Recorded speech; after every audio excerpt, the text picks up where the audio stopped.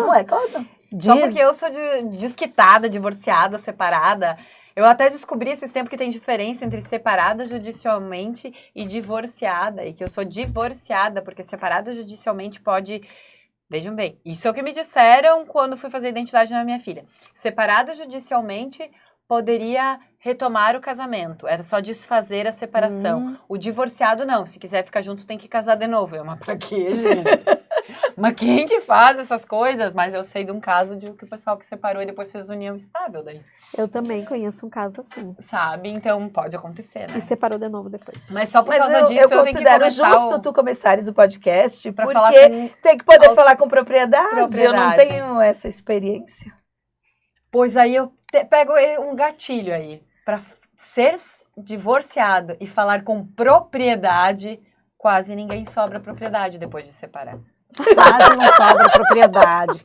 E é um dos problemas sobre os quais não se fala. Ai, eles têm liberdade, podem se separar, não precisa... E o que se juntou de recursos, propriedades, bens...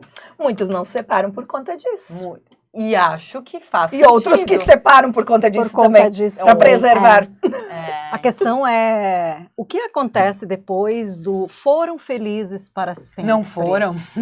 Não foram. Então, nesse nosso podcast esse questionamento, o que acontece depois desse voto de compromisso, que parece que assim, depois de selado o compromisso, né? Resolvido. E o sonho de serem felizes para sempre. Então, nossa conversa agora é um pouco sobre isso. O que acontece depois, porque parece que a felicidade prometida, né, para depois do casamento, ou do compromisso, né, de morar junto, de criar uma vida, né, não eu se tô confirma. rindo sozinha aqui, porque eu achei que o tema era o dos divórcios. Sim. Mas exatamente é isso. Ah, tá. Foram São interligados. Não, a pergunta é... A pergunta sobre... o que acontece depois? Luciana, nós vamos chegar lá. O Pode Mais Elas tem a Cíntia, assistente social, trabalha com RH, faz gestão de pessoas, é prof também, tem a Luciana, que é comunicadora, jornalista, professora, empreendedora, tem a Anete, que é psicóloga, prof também, teóloga, olha ali, ó, que gosta do Feliz para Sempre. E tem eu, que além de jornalista, bancária, sou divorciada. E hoje, então, vamos falar sobre o que acontece depois do Felizes para Sempre, quando não são felizes para sempre, Luciana, quando há o divórcio. Eu tenho uma ideia, uma tese para nós aqui, que agora a gente vai continuar o que a Disney não terminou. A Disney deixou ficando pra nós. Ela fez toda aquela novelinha aí. Viveram felizes para sempre. Agora, que baita oportunidade. Não Pode Mais Elas vai prosseguir. E aí? Quando o príncipe e a princesa, a Bela Adormecida, a Branca de Neve, foram para os seus castelos... O que aconteceu? Pessoal, a Branca de Neve tem certeza que já deu confusão porque ela quis levar os 7 anões e não deu certo. Tenho certeza que o problema foi os 7 anões. Já começa por aí, vamos parar de contar essas histórias, né? Sim, as crianças. Mas a questão é que, não, é porque a gente, na verdade, estamos impressionadas porque o príncipe virou sapo. É a história inversa, né? É o contrário. O sapo é tão bonitinho. Pois é, mas é que conta a lenda, né? De que depois do beijo, né? Do príncipe, eles foram felizes para sempre, né? Mas aí tu vê como a princesa vem com esse papel salvador, né? E não é, será que a gente quer esse papel de salvador? É o que hoje as mulheres estão fazendo, né? Casos, salvar a casa, os filhos. Então, acho que essas acontece que em 2000... Que toda a vida... Desculpe. Não, essa ideia de que a vida se resume a quando fechou um relacionamento, né? Achou um relacionamento, aí tudo fica pronto. Aí não tem perrengue do que vai acontecer depois. E é aí que muita gente se frustra e vem os números que a Anete vai contar para nós. Porque parece que, como é que é? Nos contos de fadas não tem o dia seguinte, né? Não tem. Tem a cerimônia, tem o beijo, e acaba ali, e depois vem o dia a dia, sobre o qual às vezes a gente fica sem muita notícia, né? Ou sem muito preparo, Disney, né? Mas os dados dizem que o Brasil bateu recorde de divórcios em 2023, com 386 mil divórcios. 1 em cada 3 casamentos termina em até 10 anos. Né? Fala-se de uma epidemia de divórcios. O que é que está acontecendo? Porque em cada 100 casamentos, cerca de 47 terminam em divórcio. Isso dá mais que 1 a cada 3, né? Pois é. Isso é quase 50%. Mas a gente estava falando em 10 anos. Aqui eu acho que certo, já estamos falando que alguns geral. demoram um pouco mais para separação, entendi. né? Mas, mas aí tem a questão do que acontece quando se separam, né? Que eu acho que aqui é a nossa ideia, a nossa proposta é falar do que acontece quando não dá certo. Quando chega o momento de se divorciar. O que acontece com essas pessoas? Pois é, já não deu certo e aí a lei não ajuda. E espera que depois de não dar certo, as pessoas se entendam sobre o futuro dos filhos. Não é assim que funciona. Sobre o futuro dos filhos, sobre o futuro dos Dos bens, de tudo. que muitas vezes são as causas, inclusive, das separações, né? Então não vai ser depois de separado que vão se entender. E eu acho que esse que é o ponto. Porque o divórcio é uma consequência de algo que já vinha, né, num processo que talvez não estava bom, não estava validado, não era aquilo que se queria. Ali é a consequência final, né? A gente diz assim, é o terminar lá da carruagem. Mas o divórcio não é o final, né? Não, porque mas aquela não relação, se tiver filhos, não acaba Não aí, né? acaba. E daí tu sabe que, falando disso, me lembrei do tempo de faculdade, e talvez a Nete vai ter mais propriedade para falar disso, e é o que eu sempre fiquei pensando. Para mim, se eu tivesse um rompimento no meu relacionamento, e acho que o termo é esse, é coparentabilidade, né? Acho que é um termo que fala desse processo dessas relações que circulam também, né? Essa questão de parentesco que a gente vai acumulando, e talvez, eu ficava assim pensando, para mim talvez esse seria o ponto mais dolorido. Como é que tu negocia? Posso te dizer que é. Porque assim, é aquele casal de amigos que agora vai ser amigos, continua em relação de amizade com quem?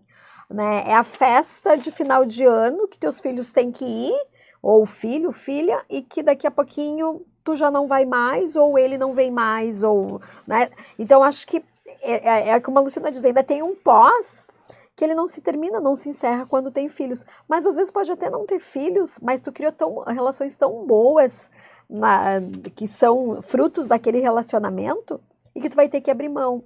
E isso é intangível quando a gente fala, porque o bem, tu sabe, é uma casa, a gente divide ao meio, metade é teu, metade é meu, e se a gente não conseguir resolver, nós vamos brigar na justiça. Como é que eu brigo por uma amizade, por um chimarrão de tarde, por ficar na praia, na casa da praia junto com a mãe que talvez eu goste, mas não goste mais do marido, sabe? Então, eu acho que esse pós aí que é o que, para mim, sempre foi o que me assustou se acontecesse muito mais, ou no caso diferente, a família gosta muito e daí, porque tu não tá mais junto, talvez vá se afastar e vai ter algo dolorido que ninguém fala, ninguém manifesta, né? Então...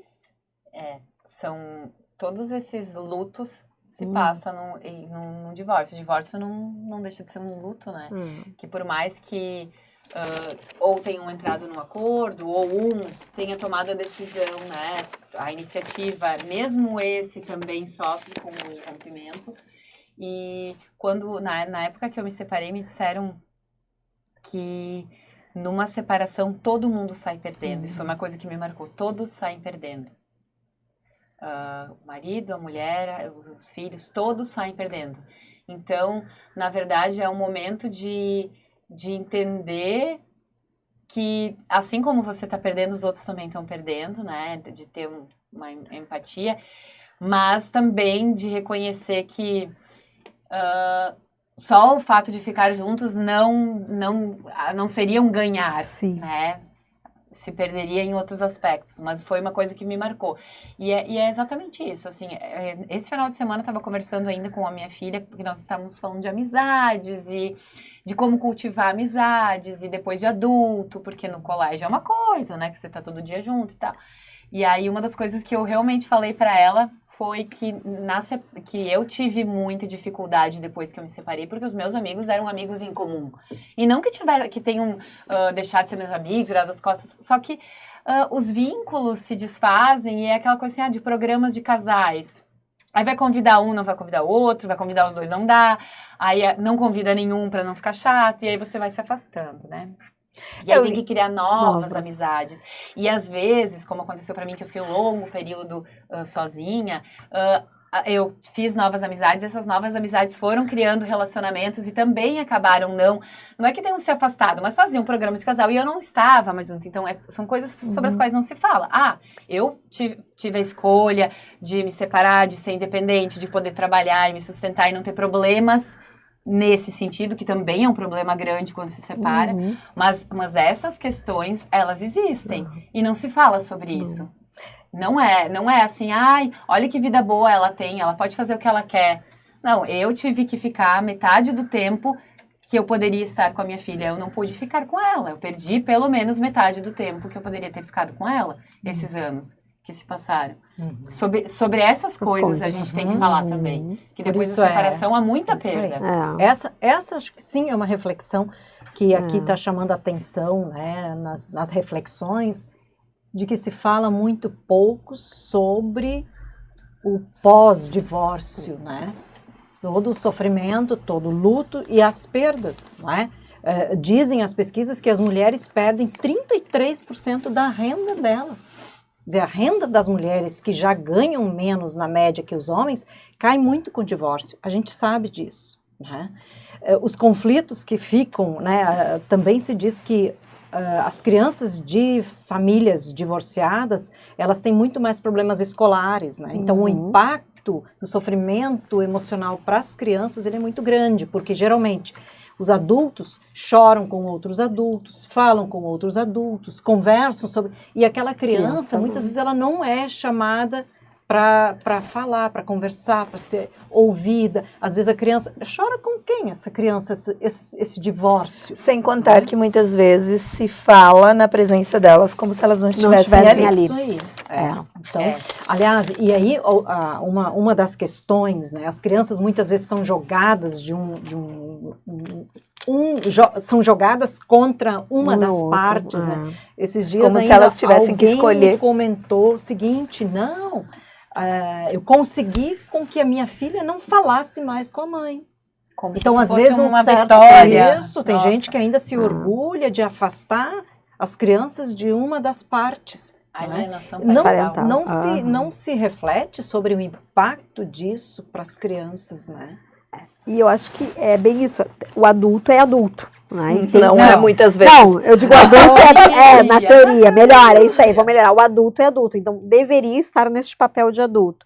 E a criança é criança, deveria estar nesse papel de criança, né? Pelo menos assim, com esses níveis de maturidade, considerando a idade que tem.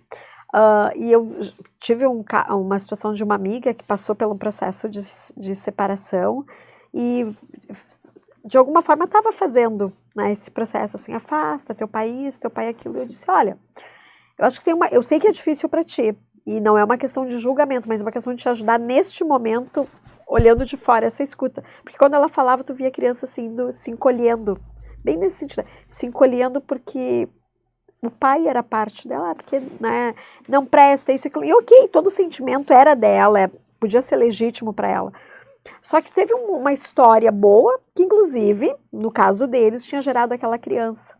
E quando a gente está nesse momento, isso tudo, né, talvez não se consegue trazer. E eu dizer para ela, então assim, pensa que ela é fruto daquele momento bom. Né? Agora não tá legal, mas daquele momento bom foi. Então cuida um pouco, né, nessa questão dessa fala. Porque para a criança ela não separa. Ela está transformando aquele pai, que eu não vou entrar no mérito se era bom ou não, mas naquele monstro, né? E tem uma dualidade. Eu amo e tenho que odiar. E que isso é mais difícil, né? Para a criança, assim, gerir essa São as duas autoridades da minha vida, os dois amores da minha vida, minha mãe e meu pai. E um tá falando do outro. Isso gera um sofrimento. E o pior, assim, o que parece, por exemplo, para esse pai que comemorou, é que é uma coisa dele contra a mãe, né? E não entende que isso internamente na criança é um conflito muito grande. É uma pessoa que eu amo falando de outra pessoa que eu amo. Isso é é que eu enlouquecedor. faço com isso? O que eu faço com esse Exato. sentimento? Uhum. E normalmente isso é um tiro no pé, né? Porque quando eles tomam consciência, eles percebem a manipulação que sofreram de um e No futuro, se revoltam muda contra muito, aquilo, né? né? Exatamente. Eu diria que não é preciso separar, divorciar para viver divórcios. Olha, Porque se a gente for olhar nessa perspectiva, Cláudia, que tu colocaste dos amigos que voltaram a ter relacionamentos e tal, eu vivenciei ao longo da vida muitas separações de pessoas próximas, de sim. amigos. E essas separações, elas geram justamente essas situações de tu que não tem nada a ver com aquela história, tu tem que fazer uma escolha. Ou de tu, mesmo que é uma separação super tranquila, amigável, tu te veres numa situação que tu vai pensar assim, bah, mas e será que é... Eu vivi uma situação, por exemplo, que o meu vínculo era de amizade com a mulher, de muita proximidade, de muita intimidade, e depois da separação, alguns meses depois, não foi meses, não lembro quanto tempo, o ex-marido, ex-namorado, me convidou para o casamento dele. E aí eu me vi naquela situação, bah, como que ela vai se sentir me vendo no casamento dele? Aí eu pensei, tá, mas espera aí. Mas deu aquele momento de dualidade ali, sim. como eu ajo, né? Não, mas nós tínhamos uma amizade de casais, né? Então, mas eu fui consultar a amiga para ver como aquilo ia impactar, porque eu pensei, bah, é muita coisa envolvida, né? Então, quando, na verdade, tu te vê envolvida nas situações que aparentemente primeiro impacta pela quebra de parte da relação.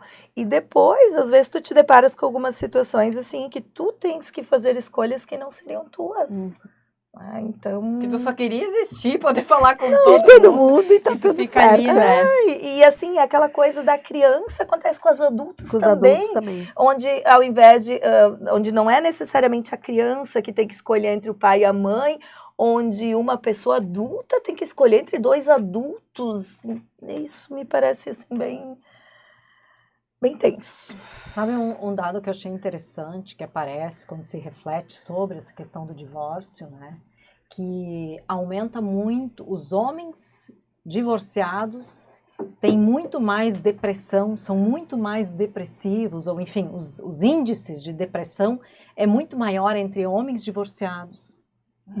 Então, Provavelmente não tem com quem conversar. em outro podcast a gente já conversava um pouco sobre a solidão masculina, exatamente. Eles perdem muito vínculo com as crianças, né? Perdem esses vínculos que, né, você disse. As mulheres, muitas vezes, assim, dadas as circunstâncias da educação, elas se relacionam, Mais falam facilmente mais constroem de novos si, vínculos. já vão desabafar, já vão falar, já vão procurar, e os homens ficam mais isolados, e os poucos vínculos que às vezes eles têm, porque as amizades masculinas não são tão consistentes, segundo aquilo que a gente vai vendo nas pesquisas, eles vão ficando mais sozinhos, mais isolados, mais depressivos. E daí mulheres- cair na questão de vícios, né? Jogos, o alcoolismo, até a própria questão assim de promiscuidade que afeta bastante. Estava vendo também um vídeo que falava sobre essa questão da masculinidade no período de separação, inclusive daí trazendo uma coisa mais assim pejorativa da questão essa questão do abuso sexual também, porque havendo, né, um certo desequilíbrio ali nas relações. Então, vou para relações muito mais jovens e acabo não respeitando de forma adequada essa relação. Algo também, assim, que vai para alguma coisa, assim, mais perversa, né? Eu diria para qualquer ser humano que cultive amizades de diferentes formatos, que não se atenha ao estar num relacionamento a ter amigos somente casais, que não tenha algo que eu converso muito com a minha filha e que eu pretendo conversar com o filho também, mas que não se tenha uma melhor amiga apenas, que não se tenha apenas uma pessoa de referência, porque no momento que tudo se centra numa pessoa, e aí isso vale para, vamos dizer assim, no momento que constitui uma relação, um casamento, por vezes, principalmente a mulher, abre mão das suas relações antes, acaba deixando de cultivar amizades, acaba deixando de... e se centra naquela vida ali só do casal, muitas vezes com vínculo com os amigos de um só, e aí quando ocorre essa quebra, esse impacto é muito maior. Ou quando a melhor amiga deixa de ser a melhor amiga, o impacto é muito forte. Então, eu posso ter uma amiga para caminhada, uma amiga para ir para o cinema, uma amiga no trabalho, uma amiga que é vizinha, sei lá, busque diferentes relações. Eu acho que, Luciana, isso é uma coisa muito importante que você está levantando, né?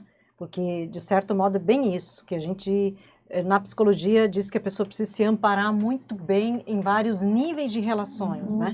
Boas relações no trabalho, boas relações familiares, boas relações de amizade, claro, tentar construir uma boa relação íntima, boa relação com filhos, ou agora você falou de vizinhança, as relações de vizinhança estão muito gangrenadas, só me ocorre essa palavra, né? É uma reflexão que às vezes aparece sendo feita por alguns autores, assim, de que as relações de vizinhança, elas foram diminuindo, muitas vezes inexistem. Então, é uma dica bem interessante de que a gente precisa reconstruir muitas vezes relações que foram desaparecendo na cultura, na sociedade do trabalho, na sociedade da falta de tempo. E uma outra questão que eu queria assim, acrescentar nessa nossa conversa é que, bom, a gente está falando de divórcio e eu vejo muitas vezes assim, os casamentos, eles são casamentos muito fechados. Né? Um tempo atrás a gente gravou um podcast, a gente falou, não sei se foi que tema que foi, eu falei um pouco sobre isso também, de que as relações amorosas, de casamento, elas são tão controladoras e tão controladas, elas nos limitam. Foi quando a gente falou de traição, né? E eu dizia que, e olha aí esses temas assim, né? Que as relações, e eu vejo isso assim, às vezes o pessoal começa a namorar tão cedinho, 13, 14, 15 anos, a primeira coisa que eles fazem é controlar o celular do outro e limitar quem segue, quem é amiga, quem é amigo, e todo mundo tem o controle do aparelho um do outro, e a primeira coisa que se começa a fazer é limitar as relações do outro. Então eu vejo o pessoal namorando muito sério. Quando vê, tem página de rede social em conjunto, inclusive. Todo mundo acessa, controla. A mesma foto no WhatsApp, aí tu não sabe se tu tá falando com o homem ou com a mulher. E aí, com essa idade, eles começam a parar de ter relações diversas. Começam a parar de frequentar ou de se relacionar com amigas, com amigos, com essa idade. E aquela relação, ela vira um casamento ultraconservador, fechado, controlado. E olha, não é possível que o ser humano consiga sustentar, ser limitado. Sufocado é uma boa palavra, porque assim, não desinteressantes esses seres humanos vão se tornar sem ter a sem pluralidade de trocas, né? Sem poder viver, sem poder, olha, continuar usufruindo dos encontros com os amigos. Porque agora já não vou mais jogar bola, agora já não vou mais... Que preço caro essa relação. Amigos. Exato. E o pessoal meio que tem um apreço por entrar nessa relação, agora vamos brincar de controlar o outro. Isso não sobrou ainda uma pessoa que eu vi que você ainda segue, eu vi que você segue. Não, sinceramente, exato. E isso é em todas as relações, hein? Aí não é uma questão de relações heterossexuais. Não, inclusive isso me dá uma preguiça, sério. Se eu tiver que pegar e ficar olhando, gente, sério. Eu não venho sugerir quem me segue. Mas eu acho que é porque a gente é mais velhas já, mais maduras, né? Mas assim, eu tenho tantas coisas para fazer e que eu realmente tenho que controlar, que são coisas que são fundamentais. Não dá tempo para olhar tempo, isso assim, e não dá interesse. Não é preocupação. Mas tu sabe que agora, eu escutando a Nete falar, eu fico pensando, a gente também vem a gente falou dessa coisa, né, então, né, o divórcio, mas a gente traz para as relações essa coisa que há uma metade que completa a outra, e quando completa eu me fecho. Porque se torna meio que perfeito, né? Uma tampa na Supostamente. panela. Uma tampa, O que acontece se tu deixa uma tampa na panela com o fogo? Pressão, né? Uma hora vai. Pois então, dá um belo assim, texto. Se ela encaixa demais, se a tampa encaixa Se demais. fica muito panela pesado, de pressão. Então, eu penso que talvez é isso também. A gente traz muito o que a Luciana falou no podcast anterior, que é a questão da expectativa. E daí, para mim, esse ponto é jogar lá no outro a expectativa que eu tenho das coisas que eu quero. E que eu não comunico. E uma que eu projeção. não, Sim, ele tem que adivinhar, mas olha pra mim, ele tem que saber mas o que eu uma quero. insegurança. Mas aí tu também projeta, tremenda, né? Tu também projeta no outro. porque O outro tem que ser como... controlar o outro tanto. Quer dizer, eu não me garanto, eu não tenho segurança E suficiente. daí, se o outro não faz, ele não corresponde às minhas expectativas, o defeito é dele. Mas isso não é só das relações amorosas, Não, né? Vamos para... não. Porque, casualmente, antes da Nete falar, trazer essa reflexão toda, eu tinha anotado: sufocar relações, controle é minha. Porque nessa reflexão que eu trouxe antes de conversar com as crianças, com os adolescentes, foi muito nessa perspectiva também de que para que eu não sofra, mas também para que eu respeite o outro, porque se ela tem que ser a minha melhor amiga, ela é minha, eu controlo, e eu tenho dificuldade de aceitar que ela seja a melhor amiga de alguém outro. Sim. Então, isso é algo que, se eu levar para a minha caminhada de vida, eu vou levar para as relações amorosas, sim, mas eu vou levar para as relações sociais também, e o quanto isso... Porque eu ser a tua amiga, Cláudia, não deve te impedir de ser amiga da Nete ou de ter momentos próximos só com a Cíntia. E se eu não me dou com a Cíntia, tu pode ser amiga da Cíntia, tu não vai te tornar minha inimiga por conta disso, né? Mas me parece que há uma presunção de que se eu não faço parte, eles estão contra mim. Sim. Então, assim, é uma carência humana que eu creio que ela é... essa falta, ela é estimulada pela cultura e pelo que a gente muitas vezes propaga sem se dar conta, pelo que a Disney vende também. Vão nos processar. Mas é uma coisa muito, muito presente, desculpe, Cláudia, só, né, porque nas escolas, né,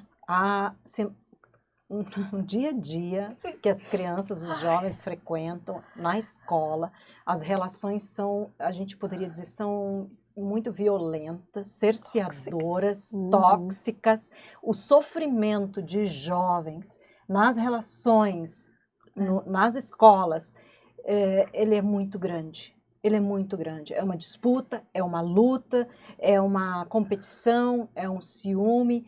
E me parece que esses temas, eles não são pauta quase nunca nesses âmbitos, nesses contextos que as pessoas frequentam diariamente por muito tempo na vida. E, enfim, todos os meses, todos os já anos. há iniciativas, né, de círculos de diálogos, círculos da paz, espaços de escuta e de fala, né, nesses ambientes escolares, mas é bem desafiador. Mas sabe que eu acho que o que a gente pode fazer é justamente dar o exemplo e mostrar como se pode ter amizades múltiplas e sem cobranças, né? Isso é uma coisa assim que eu observo. Como eu tenho amigas que não moram aqui, que eu vejo de vez em quando, umas que eu falo mais no telefone, outras que eu falo menos, e tudo isso a minha filha ela vai percebendo. Então ela tá numa idade que ela vai questionando. Mandei mensagem para fulana, né? Eu digo pra minha amiga. E aí, o que ela te respondeu? Não, ela provavelmente vai responder ou amanhã ou daqui a uns 3, 4 dias. Sério? Mas quando ela te manda mensagem, tu responde logo. Por quê? Porque eu tenho o hábito de responder logo. Mas eu conheço ela, eu não espero nada diferente dela, porque eu sei que ela é assim. E tá tudo bem. Eu só mando mensagem porque eu quero saber se ela tá bem. E ela vai me responder a hora que ela quiser e tá tudo certo. E a outra amiga? Não, a outra eu mando mensagem todos os dias. Mesmo que ela normalmente responde todos os dias. E se ela não responder 2 dias, eu ligo. Porque aí eu sei que tem alguma coisa que ela não tá bem, porque ela é diferente, ela é de responder todos os dias. Ah, eu fico com saudade, não deixo de ser amiga porque estão longe. E daí as duas fizeram o programa juntas, né? Essas duas amigas. Ai, tu não fica com ciúme? Claro que não, fico feliz que as duas estão bem juntas. Uma cuidando da outra. Entende? Então isso assim, ela vai vendo o que exemplo existe disso. outra coisa, que não precisa ser... Então, assim, mas eu acho até que é uma fase, né? E essa de assim... Mas eu vejo muito adulto fazendo a minha isso. melhor amiga, a minha... Mas porque não tiveram esse corte, né? Mas o que, assim, trazendo isso de volta para o nosso tema aqui do divórcio, dos relacionamentos. Outra coisa, é verdade. Não, é porque fomos para o campo das amizades, porque provoca o divórcio. O padrão de relacionamento é mais ou menos esse, é muito parecido. O controle, o ciúme, porque, claro, a gente também vai ver muitos casais passando o dia conversando, não estando perto, trocando aqui, conversando, o que, enfim, em princípio, pode não ter nada de, né, contraditório nisso. No entanto, às vezes, a gente vai vendo que essa relação vai se limitando a quando estou junto fisicamente, e quando não estou junto fisicamente, eu fico o tempo todo dependendo de me relacionar só com aquela pessoa com quem eu sou casada ou de dar notícia de cada passo que eu dou. E não tenho mais liberdade quase de fazer nada sem avisar que eu estou fazendo tal coisa, quase de ter uma anuência, uma licença. A que isso vai remetendo? Quer dizer, o senso de liberdade, ele vai sendo corroído por uma pertença, por uma limitação que a gente precisa pensar sobre ela mesmo, né? Eu acho que esse tipo de relacionamento vai gangrenando mesmo o amor, o afeto, o excesso. Por quê? É excesso por um lado, porque falta de outro. Falta essa coisa que vocês estavam falando, a diversidade de relações, de conexões. Eu não posso depender, quase assim, de respirar só com aquela pessoa, por aquela pessoa. Então, os relacionamentos, eu acho que eles estão passando por essa crise porque, na verdade, eles foram se anulando, se gangrenando, porque é só os dois, é só aquela vidinha monogamia reduzida. Isso Excesso, explica. exatamente. A monogamia realmente no seu estado mais... Em todos os sentidos. Abusivo, quase assim, limitador, né? E é por isso que o pós-divórcio é uma coisa muito complicada. E talvez por isso também não se fale no pós-divórcio. Porque se a gente falar no pós-divórcio, em todos os conflitos que resultam, não só perda de patrimônio, de renda e de amizades e de vínculos, a gente vai falar de coisas que deixaram de existir por causa do casamento e que depois é muito difícil de buscar de novo, que são novas amizades. Quantas pessoas que a gente vê que se separam, daí, redescobrem hobbies, redescobrem talentos, redescobrem o amor. Também. Mas o divórcio, da minha percepção, deveria ser libertador, né? Porque... Sim, mas na verdade é um em momento... muitos casos vamos ser realistas, né? A gente não tá aqui falando que as pessoas têm que ficar casadas, mas assim, olhar para o que acontece depois do divórcio de uma forma mais racional, não para que não haja divórcio, mas para que quando você está numa relação, pense, se eu me divorciar, como que eu vou fazer? Eu tenho amigos? Eu tenho estrutura financeira? A minha vida de casado, ela tá terminando com todo... Porque às vezes parece que é isso, eu vou terminar com as possibilidades de uma vida que não seja essa. Aí o casamento é obrigatório, que era o que acontecia com as mulheres que não tinham condições de... É que nem o contrato, sei lá, de parceria. Não, mas eu digo, os contratos hoje, eles já preveem como vai ser no caso de dissolução, né? Isso. Então, o casamento, há uma premissa disso? Só que não se analisa todos os critérios, não está descrito todos os fatores, ou a gente não lê todas as cláusulas. Ou não pensa, né? Tem uma ferramenta que a gente usa quando está trabalhando a carreira, que é ganhos e perdas. Eu acho fantástico. Porque tu tem que tomar uma decisão. Eu vou pra cá. Tem que fazer antes de casar também, não só na hora de separar. Eu acho que a gente fazia em todas as bodas. Anualmente, nós vamos fazer uma revisão de contratual. E acho que talvez isso seja algo, um pensamento que a gente tenha que ter. Porque a gente cuida tanto de outras coisas, né? E geralmente quando envolve uma questão mais profissional e a gente não traz para as relações a dois, essa questão. Então, se realmente a gente centraliza isso, é a relação mais importante, daí eu vou colocar a família toda, né? A relação mais importante, para ela a gente não analisa, não pensa, não se atualiza, e pro resto a gente vai estudar mais, vai rever contrato, vai não sei o quê, né? Pois é. Mas eu acho, claro, que a gente coloca todas a problemática e a gente está refletindo aqui sobre as dificuldades do pós-divórcio. Né? Mas acho que a conversa que a gente vinha fazendo seguindo aquela minha linha de raciocínio que a gente desenvolveu um modelo de relacionamento que sangra, que gangrena, que vai limitando de tal modo a vida de ambos que a pessoa precisa se separar às vezes para se libertar daquele modelo, para se reencontrar e precisa começar de novo fazendo diferente.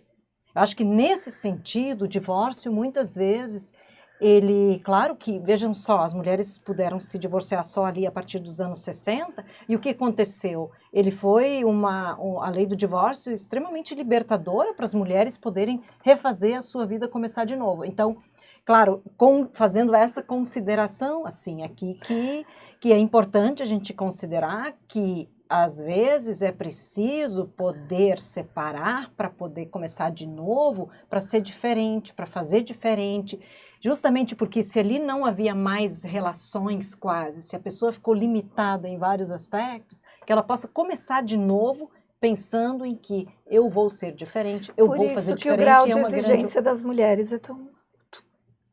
que elas não querem cometer os mesmos erros. Mas ainda também, assim eu anotei aqui, né? Quem divorciou quer voltar atrás?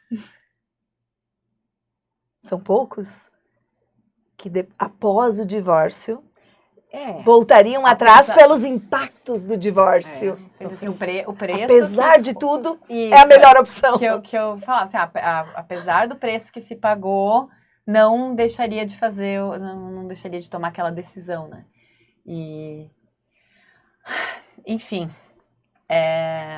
o pós-divórcio é que eu acho que é uma questão que fica meio contraditória pelo seguinte, porque se a gente começa a falar sobre o pós-divórcio, e agora eu tô falando assim, por que não se fala, que é um dos questionamentos da matéria, né? Por que não se fala nas dificuldades do pós-divórcio? Por que não se debate sobre isso e só se fala na liberdade de poder se divorciar? Talvez porque tenha sido tão difícil esse movimento, principalmente para as mulheres, que se nós começarmos a falar para as mulheres que ainda não se separaram, é muito difícil. Você vai sofrer por isso. Vai desestimular aquelas que finalmente vão ter chance de ter uma nova vida. Então, talvez, realmente não seja uma boa falar, não. Mas agora nós já falamos, Cláudia. Eu digo já colocamos... Vamos exaltar a liberdade. Já botamos o bode na mesa. Vamos exaltar a liberdade e, como eu disse antes, falar dessas consequências muito mais como quando você está fazendo uma relação, pense que ela pode não ser para sempre. Sabe, para lá na frente, você tá um pouco preparado diferente. Me deu uma ideia agora, vou escrever novos contos para as meninas. Ótimo. Viu? Porque a gente segue vendendo o modelo da princesa, da branca. Com certeza. De nada, Luciana. Te dei várias ideias. Olha que eu já não várias. Mas assim, coisas que eu falei que eu quero direitos autorais agora. Eu não pesquisei, mas os índices de casamento caíram significativamente. Mas as pessoas ainda casam bastante. Inclusive, eu fui convidada para ser madrinha de casamento. Que raridade, que raridade. As pessoas, claro, que ainda casam em outros modelos, em outros formatos. Mas esse modelo antigo que a gente estava falando ainda persiste muito. Né? Sim, muita gente não pensa antes. Acho que esse que é o ponto. Não pensar antes. Porque não é sobre só o que acontece depois. É como tu pensou a relação. E acho que daí vem essa coisa que tu diz assim da paixão, né? Lá na paixão tudo serve, tudo pode. A gente faz projeção. Tudo é lindo. Né? Porque a gente projeta no outro o desejo que a gente tem. e aquele outro não é bem como a gente projetou. Não pode, Cíntia. Nem assim bem no começo, não. Vou te dizer, eu acho que não é que Quanto não antes pode. você recordar, melhor. Eu acho que não é sobre não poder. Eu acho que, não sei, imagino eu, tá? E daí vou falar muito das minhas experiências e de um pouco do que a gente escuta das pessoas, né, com a gente convive. Eu gosto muito que agora eu tô convivendo com adolescentes bastante, é muito lindo ver eles falar dos relacionamentos, né? Porque essa projeção, ela é muito forte, né? Então, eu acho que é quase que inevitável tu não projetar. Tu projetar. Não projetar. Eu acho que é inevitável. quase que inevitável não projetar, não fazer essa projeção, sabe? Por exemplo, assim, mas é maravilhoso, isso é bom, isso... E naquele momento talvez seja. Agora, tem uma questão muito importante, uma crença de que depois que a gente ficar junto, for morar junto, casar vai mudar. Algo que não está bem, né? Eu acho... A tendência é uma coisa que tá boa piorar. Normalmente Cláudia, e deu um amor. Não, pessoal, né? É por isso que a gente tem. Assim. Mas eu gosto de lembrar, assim, que algo que não vai bem no namoro, geralmente piora muito. Não é pelo simples fato da pessoa casar, no sentido assim, ou morar junto, enfim, que aquilo vai mudar. Não vai mudar, né? Tem que mudar antes, porque depois a pessoa se acomoda, né? E a vida vai sendo, né? Vai tomando sua rotina. Para sempre, tá garantido. Tem essa crença, talvez subjetivamente falando, que depois, sim, ainda vai ser essa crença de que vai ser bom, bonito, né? Vamos ser felizes. Pessoal que está nos ouvindo, ouçam a psicóloga. Ela está dizendo com todas as letras, não vai mudar depois de casar. Não se iluda. A gente tem que reforçar isso. Isso, por isso que eu fiz questão de dizer. Na verdade, o que muda é quando separa. Isso é uma outra coisa que acontece depois do divórcio. A gente descobre uma personalidade incrível. Quantas pessoas vocês falam que separam, que dizem, agora eu conheci meu ex-marido, ou agora eu conheci minha ex-mulher. Porque daí vem uma personalidade super, ultra, mega vingativa que, né? Mas eu acho que de forma micro sempre estava por ali. Sim, mas aí sempre que tá tava. ali. E daí entra o que a gente... Bota uma pimentinha. O que a gente projeta, e o estímulo social, né? Porque as pessoas têm muita dificuldade em entender, aceitar que, por exemplo, casais separados possam ter uma relação de amizade, de uma relação pacífica, de entendimento, ou até mesmo de convivência em algumas escalas. Isso é muito verdade. Porque todo mundo coloca lá as palhas, né? Jogos. Mas é teu ex, tu tem que odiar. Oi. Pior, primeiro que assim, que eu sou da opinião de que se é ex, eu não quero gastar energia mais nenhuma. Nem boa, né? Eu não quero mais gastar energia. Mas aí quando tu tem filhos, que bom que se tu pode ter uma amizade, gente, é muito mais saudável. Tem uma pessoa que eu conheço bem próxima, que ele passou por 3 casamentos. Isso é dos bons. Ele podia estar aqui para falar sobre divórcio. Ele conseguia reunir os filhos desses 3 casamentos e as esposas juntas. E daí quando a Luciana fala essa coisa que a gente tem que se dar. E eu ficava assim, meu Deus, que equilíbrio! Né? E delas também, né? Porque vamos lá, há ainda um conceito de que esse mérito é do homem que consegue ou que pode, sei lá, ter 2, 3 lá no imaginário social e tal. Só que a maturidade delas também, delas era algo absurdo, se sentirem ameaçadas, porque se tu é a ex, eu sou a atual, teoricamente, qual é o risco que eu, né? Sei lá. Sabe que se tem alguém que não me dá, que não me bota medo, vai ser é uma questão moral. Pode ser, não sei. A gente vive num país, de fato, muito moralista. Eu acho que uma moral social muito grande. Sabe que nos idos de 1990, eu morei 1 ano em Cuba. Olha ela! A gente nunca vai descobrir tudo sobre essa mulher. E uma experiência muito interessante que eu tive lá era porque, enfim, lá essa moral religiosa, né, um país comunista, ela não existia praticamente. Então, o casamento acabava e enfim, não tinha essa coisa vingativa, isso. Então, as ex-mulheres, atual e as ex, eram geralmente pessoas que se davam muito bem. E os ex-homens também? Os ex-homens também. Os Então, ex-homens ex-homens, é que agora são ex, o quê? Ex-maridos.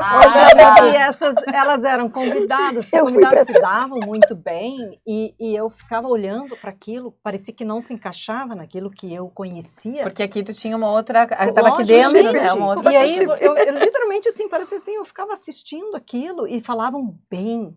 Essa era uma coisa boa. Sabe assim, tinha um amigo nosso que a ex-mulher dele falava tão bem dela, junto com a outra, que elogiava a outra, e que aquilo era uma coisa que tu olhava e tu pensava assim, o que eu faço com isso? O que eu olho? Como é que é isso? Como é que eu Sim. olho para isso? Pode E isso, é tá uma certo. experiência muito interessante, porque é uma cultura de um país que lida de uma forma não moralista com o fato de uma relação acabar, começar outra, porque, enfim, uma das razões é porque esse controle religioso, moralmente religioso, ele não estava presente. Né?